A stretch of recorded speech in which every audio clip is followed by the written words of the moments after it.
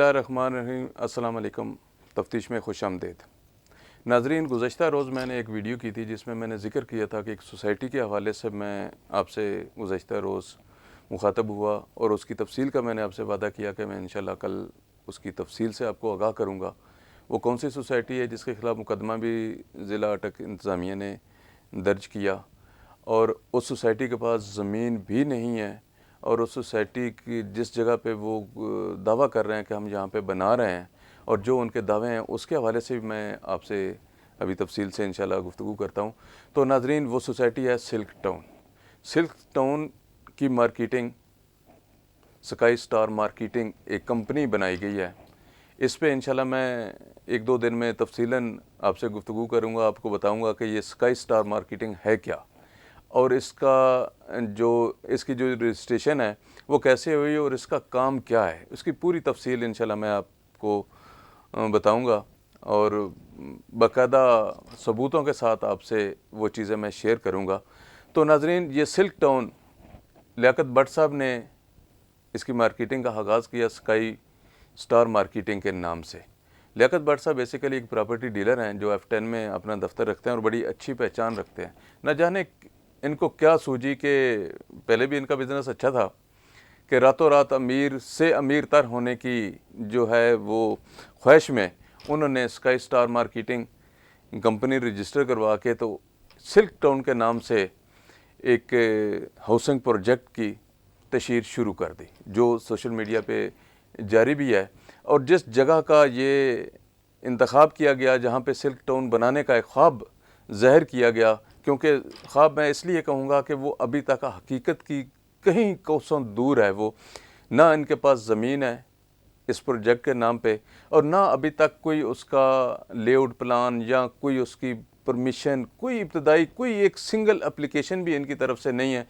और ये नाज़रीन, मैं आपको बता दूं कि एप्लीकेशन उस सूरत दी जाती है जब कोई या किसी शख्सियत के नाम पे कोई ज़मीन होती है या जिस शख्सियत ये प्रोजेक्ट कर रही होती है या उसके नाम पे कोई ज़मीन होती है तो उसका ज़ैली इदारा ज़ाहिर किया जाता है, प्रोजेक्ट ज़ाहिर किया जाता है, या फिर उस प्रोजेक्ट के नाम पे ज़मीन ट्रांसफ़र की जाती है, तब NOC के लिए या LOP के लिए या इब्तदाई परमिशन के लिए एप्लीकेशन दी जा सकती है। क्योंकि ये जगह जो लोकेशन ये बता रहे हैं, बड़ी हैरानगी की बात है कि वफाकी दारुल हुकूमत के पोश सेक्टर, बल्कि अहम तरीन सेक्टर, अहम तरीन मार्केट F10 मरकज़ में इन्होंने एक बड़ा लग्जरी ऑफिस बनाया और वहाँ पे सिल्क टाउन की मार्केटिंग का आगाज़ किया और लोगों को धोखा दे के पैसे इकट्ठे करने का एक सिलसिला शुरू किया। धोखा मैं इस वजह से कहता हूँ कि क्योंकि जब आपके पास कोई चीज़ होती नहीं है बेचने के लिए, सारी चीज़ें हवा में होती हैं। जो नक्शा इन्होंने बनाया 5 मरले का, 10 मरले का, 1 कनाल का, तो उसमें जो इन्होंने चीज़ें ज़ाहिर की वो भी सारी हवाई चीज़ें हैं। उसमें भी कोई हकीकत का रंग नज़र नहीं आता कि इसमें हकीकत क्या हो सकती है। गुज़श्ता रोज़ जब मैंने पिछले प्रोग्राम में ज़िक्र किया कि सिल्क टाउन एक जैली सोसाइटी है, उसके ख़िलाफ़ FIR हुई, तो मैंने रब्ता भी किया इनके जो GM हैं उनसे जब मैंने बात की तो ये आप लोग काम कर रहे हैं, तो वो कहते हैं नहीं आप ये जो FIR हुई है ये बहुत गलत FIR हो गई है। लियाकत भट्ट साहब का तो जो है इस प्रोजेक्ट के मालिक नहीं है, मालिक इनके कोई आमिर शाह और कोई 2 लोगों का और नाम उन्होंने बताया कि वो इनके मालिक हैं। लियाकत भट्ट साहब तो स्काई मार्केटिंग के मालिक हैं, वो सारा कुछ मार्केटिंग कर रहे हैं। तो नाज़रीन, सबसे अहम बात जो है जो मेरी ज़िला अटक इंतज़ामिया, ज़िला कौंसल इंतज़ामिया जो अटक है उससे भी गुजारिश है कि जब आप कोई भी मुकदमा दर्ज करते हैं या किसी के ख़िलाफ़ कार्रवाई का आगाज़ करते हैं तो उसमें जो चीज़ें साथ शामिल होती हैं, जो शरीक जुर्म लोग होते हैं, उनको भी शामिल करना ज़रूरी होता है ताकि आइंदा ऐसा जुर्म ना हो सके। तो बात हो रही थी लियाकत भट्ट साहब की, तो लियाकत भट्ट साहब ने ये F10 मरकज़ में अपने प्रॉपर्टी के ऑफिस से अलग थलग ये एक मार्केटिंग का ऑफिस बनाया और उसके चेयरमैन बने। एक पम्फलेट जो आपको स्क्रीन पे नज़र आ रहा होगा वो इन्होंने शाया किया। एक साइड पे उसका सोसाइटी का उन्होंने नक्शा दिया और दूसरी साइड पे उन्होंने सिल्क टाउन का जो पेमेंट शेड्यूल है वो दिया कि हमने पैसे किस किस तरह से लेने हैं। और उसमें उन्होंने बड़ी जो है ना अहम शराइत रखी कि आप इस टाइम पे पैसे देंगे तो इतने होंगे, इस टाइम पे पैसे देंगे तो इतने होंगे, लेट होगा तो इतने % चार्जेस होंगे, अगर आप पे में किस्त में डिले करेंगे तो आपका प्लाट कैंसिल भी हो सकता है। ये सारी चीज़ें उन्होंने पहले ही बता दी, जबकि ना उनके पास ज़मीन है, ना उनके पास एलओपी है, ना उनके पास कोई एनओसी है। मतलब एक सारा कुछ ही हवा में है। बट साहब जो जिस प्रोडक्ट को बेच रहे हैं वो एक हवाई प्रोडक्ट है जिसका नाम सिल्क टाउन है। तो नाज़रीन, ये बड़ी अहम बात है कि एक चीज़ मौके पे मौजूद ही नहीं होती और उसका कहीं वजूद ही नहीं होता, तो उस पे आप काम शुरू कर देते हैं और लोगों को धोखा दे के उससे पैसे इकट्ठे करने शुरू कर देते हैं। मैं लियाकत भट्ट साहब को पिछले काफ़ी टाइम से जानता हूँ, प्रॉपर्टी के कारोबार से वो बसता है, तो लेकिन मुझे नहीं पता था कि अचानक से इनको क्या सूझी और उन्होंने इस तरह का एक सिलसिला शुरू कर दिया। मैंने कोशिश की उनसे मौक़िफ़ लेने के लिए, लेकिन उन्होंने मेरा फ़ोन नहीं सुना, इस वजह से उनका मौक़िफ़ सामने नहीं आ सका। अलबत्ता उनके जो मार्केटिंग के जीएम हैं उनसे मेरी बात हुई, उन्होंने मुझे बताया, जो मैं आपसे शेयर कर रहा हूँ। वो कह रहे हैं कि सिल्क टाउन जो है इसका मालिक कुछ कोई और हैं, हम तो सिर्फ इसकी मार्केटिंग कर रहे हैं। जब आप एक गैर कानूनी प्रोडक्ट की मार्केटिंग करेंगे तो एफआईआर आपके खिलाफ ही होगी। जो बंदा बेच रहा होता है, अगर आप अमर शाह का नाम ले रहे हैं कि अमर शाह साहब का ये सिल्क टाउन है, तो अमर शाह साहब तो ऑन ग्राउंड मुझे कहीं नज़र नहीं आ रहे कि उन्होंने ये प्रोजेक्ट लॉन्च किया है। नज़र आ रहे हैं तो लियाकत भट्ट साहब आ रहे हैं या शहजाद मेमन साहब आ रहे हैं। इस हवाले से मेरी शहजाद मेमन साहब से भी बात हुई, उनको मैंने फ़ोन किया तो वो कहते हैं जी मेरा तो इस सोसाइटी से कोई लेना देना नहीं है, ये लियाकत भट्ट साहब की सोसाइटी है या इकबाल साहब हैं उनकी सोसाइटी है, आप उनसे बात करें, मैं इसके बारे में कुछ नहीं जानता। तो नाजरीन, ये वो चीज़ है जो इब्तदाई आपसे शेयर करनी थी। इसके अलावा बहुत सारी ऐसी चीज़ें भी हैं जो इंशाल्लाह अगले प्रोग्राम में भी आपसे शेयर करूँगा। तो और एक बड़ी अहम बात, जिस जगह पे ये सिल्क टाउन बना रहे हैं वो मैं आपको फ़ोटो और उसकी वीडियोज़ भी कुछ आपसे शेयर कर रहा हूँ कि किस जगह पे ये बना रहा है और वो जगह किसकी है। उस जगह के और भी लोग दावेदार हैं। चौधरी नईम नामी एक शहरी है, वो कहता है कि ये 10 कनाल की जगह है जहाँ पे जो अभी आपको दरख्त, ये खजूरें, ये सारा कुछ नज़र आ रहा है।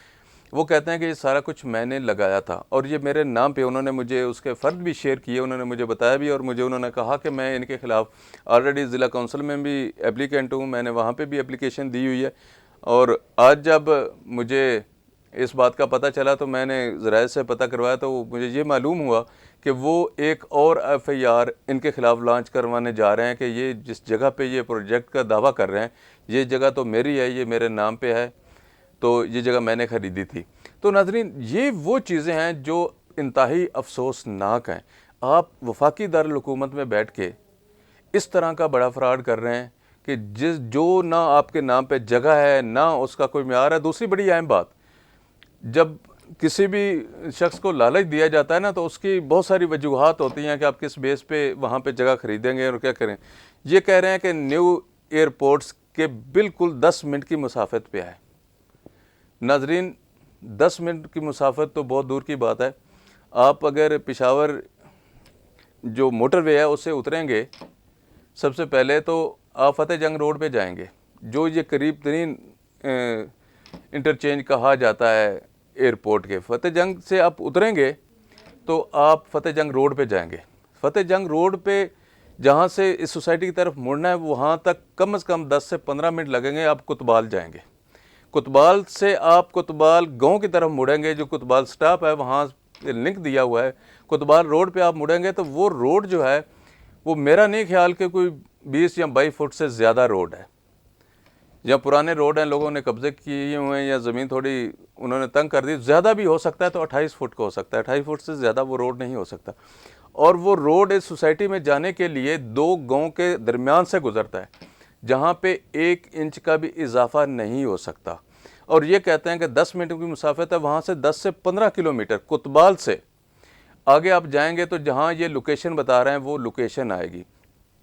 और उसमें कुछ जगह ऐसी भी आती है जो 20-22 फुट या 15-18 फुट की भी सड़क दरमियान में आ जाती है। तो नाजरीन, ये जो जगह है जिस पे ये दावा कर रहे हैं, ये अगर इनके नाम पे भी नहीं है और यहाँ पे इनका कोई ऐसा इनके पास, मैंने पूछा भी इनसे कि कोई आपके पास कोई सबूत, कोई उसका फ़र्द, कोई ज़मीन की वो चीज़ है, तो वो उन्होंने कहा जी बस अभी हमारे मामलात चल रहे हैं।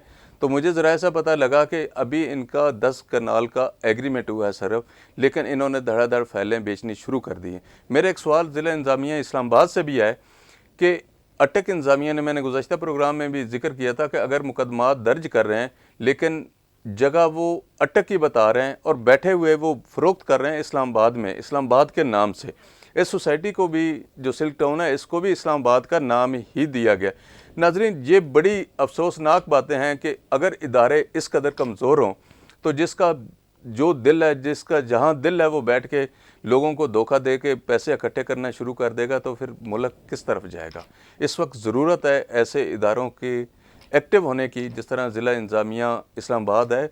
आपने डिप्टी कमिश्नर साहब, आपने अपने जो असिस्टेंट कमिश्नर्स हैं उनको डोमेन्स दी हुई हैं, उनको सजेस्ट किए हुए हैं इलाके के, आपका ये इलाका है, क्या ये उसमें शामिल नहीं है कि यहाँ पे कोई ऐसा गैर कानूनी काम हो रहा है तो आप उसको देखें, या ऐसी कोई एक्टिविटीज़ हो रही है वहाँ पे आपको देखें, जहाँ आवाम को लूटने का एक सिलसिला शुरू किया गया है वहाँ आप उसको देखें या उसके ख़िलाफ़ कार्रवाई करें।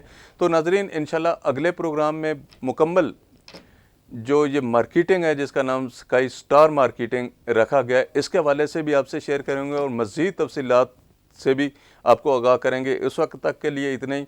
अल्लाह हाफ़िज़।